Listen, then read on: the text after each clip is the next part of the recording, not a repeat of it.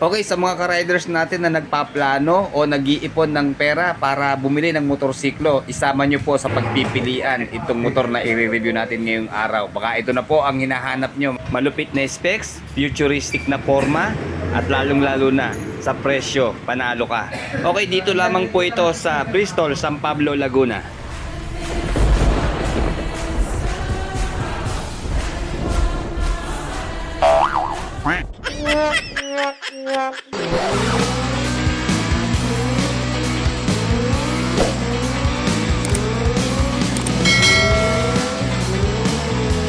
Sa mga ka-riders natin na naghahanap po ng Bristol AX180, available po dito sa Bristol, San Pablo. So maswerte po tayo ngayon at i-activate. Tutulungan po tayo ni Sir Joseph. Sir, shoutout po. Sales Associates po dito sa Bristol Motorcycle, San Pablo. Alam nyo, nung una ko nakita, akala ko ordinary lang siya, pero kita nyo, ang lakas ng dating ng kanyang kulay lalo na. Oh. Saka sa forma, unique siya. By the way, may 4 na kulay po ang available dito sa Bristol AX180. Ang i-review po natin, dito ako na a-attract po sa kulay white eh, di ba? Ang ganda ng kulay. Then meron din pong kulay blue, ito. Para siyang pastel blue. Then nasa loob po, puntahan muna natin habang nilalagay ang battery ni Sir Joseph. Pasyalan natin itong dalawa pang available na kulay. Meron po ditong kulay gray at saka kulay red. Yan. Pero para sa akin, bet ko talaga yung kulay white eh. Kaya yun ang ating pina-activate. Sir, good morning po. Shoutout po sa inyo, sir. Good morning. Sir, good morning po. Good morning. Sir. Sir, kayo po. Ayan. Sir. Ayan, mukhang nag-a-activate din si sir. Nang ano bang unit to, sir? Ano po, yung Cup Pro, sir. Cub Pro, ayan. Okay, balik na tayo dito sa AX180. Hindi naman natin maitatago na inspired siya sa Aerox, di ba? Pero meron siyang sariling identity, mga riders. Okay, check natin yung kanyang digital panel. Grabe, parang kotse ang dating, sir, ano? Ganda ng mga indicators niya. Hindi siya sabog o basang-basa kahit medyo maliit lang. Ayan, kumpleto mga riders. Sige nga, sir, ano bang mga function nito? Yan, sir. Bali may P0 at P1 din yan, sir. Kasi hybrid CVT na din siya. Okay. Ito yung odometer, voltmeter, sir, RPM, then traction control, sir. Okay. Meron tayo. Ah. Then ABS. Dual channel na ba, sir? Yes po. Ayun, Dual channel napili po talaga. siya. Then ito po, sir, yung selector niya, sir, ay touchscreen po. Touchscreen po siya. Okay, hindi siya yung button na nakabukod, ano? Nasa screen na rin siya. Nasa screen po siya. Okay. Bali, pagka, ano, sir, tatouch mo lang siya ng yan, Naka-hold. sabay. Sige, hold. Ayun, sir. Ito yung panel selector, adjust, then yung set. Battery indicator, sir. Yan. Okay. Then, engine temperature, fuel gauge po. Then speedometer to sa gitna. Opo, ito po speedometer sa gitna, sir. Tapos, ano rin siya, pwede siya sa key at keyless. Yan. Ayan. May So, physical key tignan ko lang, tayo. sir, ha? Itong kanyang sticky, nakabukod, hindi, kasi may nga na-review ko magkakasama dito yan, Opo. na. Pero nakabukod Opo. siya.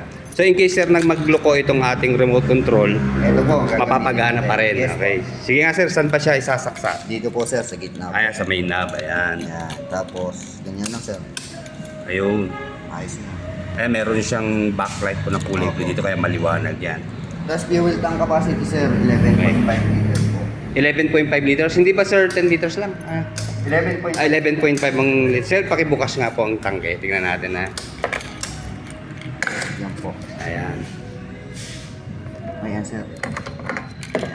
So, around 11.5 Around 11, liters po, ha. 11 na lang, sir. 11 Para liters po ang fuel sure tank. po na hindi mag-over.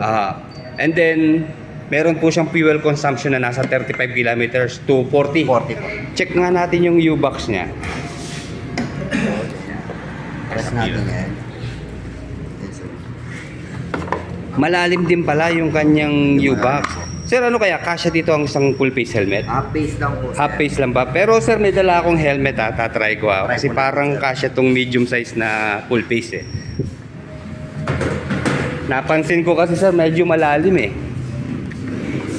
Kaya lang yung battery. May ano ba yung battery, sir? Pakikiusog muna. Iisip ko, sir. Bali, hindi pa yan yung official na battery niya, sir. Nag-testing lang tayo, ha. Testing lang po natin kasi may Sir, tubig po yun. pakiano nga ito. Sige, subukan nyo nga, sir.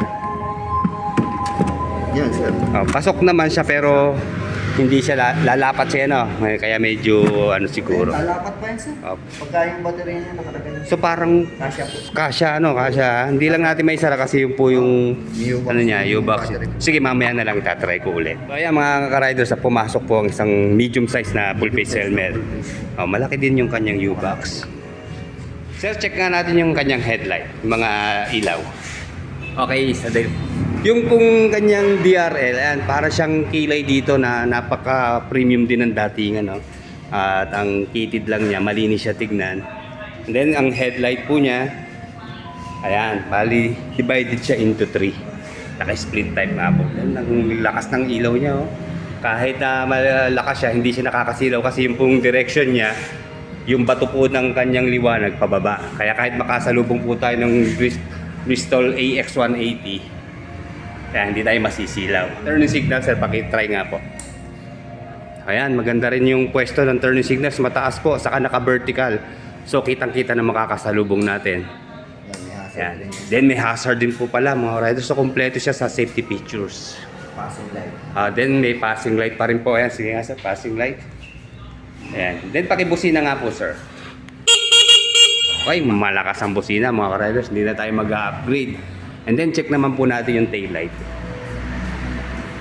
Okay, dito sa taillight, very unique din yung style, oh. Futuristic talaga. Ayan, magkabilang side. Although magkakasama na po sa isang part dito yung mga turning signal at taillight, stoplight. Okay, sir, pakipreno nga po. Okay, ito yung stoplight niya po. Meron dalawang guhit dito sa gitna. Then yung kanyang taillight, malapad din naman. Ayan. Okay, sige, thank you, sir. Then mag-sound check po tayo sa muffler. Napansin ko lapat ng muffler po niya eh.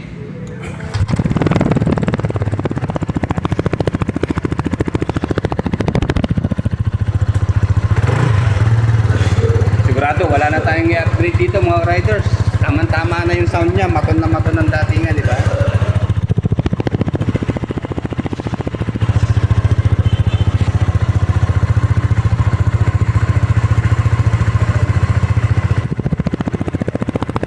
Maganda yung kung muffler niya protected ng heat guard mula sa tip hanggang dito sa body hanggang sa elbow po. Kahit open siya, nasa ilalim naman, hindi tayo makapasok, katago siya.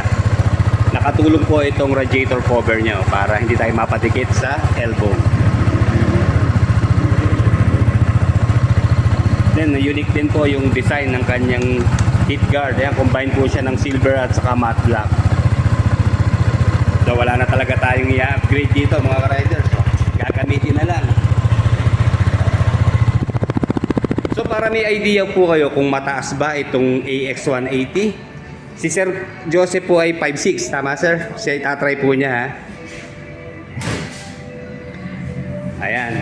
Sa research po kasi natin, ang seat height nitong AX180 ay nasa 780mm and 145mm na ground clearance. So sir, hindi ba kayo tiyad? Ayos lang. Ayan, kita nyo naman 5'6" siya pero eksakto kay sir yung sukat. Nga pala sir, katanungan ng nakakarami natin mga ka-riders, available ba ang parts itong Bristol AX180? Yes po sir, available naman po sir kahit sa mga motor shop natin. Aftermarket meron po. Aftermarket meron po tayo. Pero siyempre yung mga stock parts niya, di sa stock inyo. parts po, dito po sa amin lahat. So nagpa one day process naman kami ng pyesa. No? One day process. So pagka kailangan yung pyesa, pwede namin ipaship kagad. In case sir na hindi available po yung parts, mga ilang days or weeks bago dumating? Siguro po 2 to 3 weeks. 2 to 3 weeks. And then sir, sa mahalagang katanungan, dito po sa Bristol, San Pablo, magkano po ang cash price ng AX180? Bali po, ang SRP po nito ay 159,900. So introductory price po ito sir, 129,900. Magkano sir? 129,900. 129 na lang siya pag cash price, okay. And then sir, pag installment sir? Pag installment naman sir, ang down payment niya is 29. So may subsidy si Bristol na 20,000 Okay. sa installment. So ang cash out na lang 9,000. Okay. Monthly niya is nasa 7,000. Sa ilang taon yun sir? 3 years. 3 years po yung 7,000. Sa ano sir? 2 years. 2 years po nasa 8,000 mahigit sir, mga 8,800. Then sa 1 year. 1 year mga 16. And then paano po sir sa installment? By financing po ba or ano Meron pong po tayo mga financing dito dito, may YL Finance, then si Sir SB Finance, at Bank of Makati. At pwede po kayong mag-walk-in dito sa Bristol, San Pablo. Located po kami sa Maharlika Highway, Barangay San Francisco. Tapat po ng Max po at Coco Palace Hotel, tabi ng Sea Oil Gas Station. Okay, sige sir, maraming salamat po. Ayan, na witness nyo po ang pag-activate nitong Bristol AX180. Sigurado, sumisibak to. Ayan, AX po.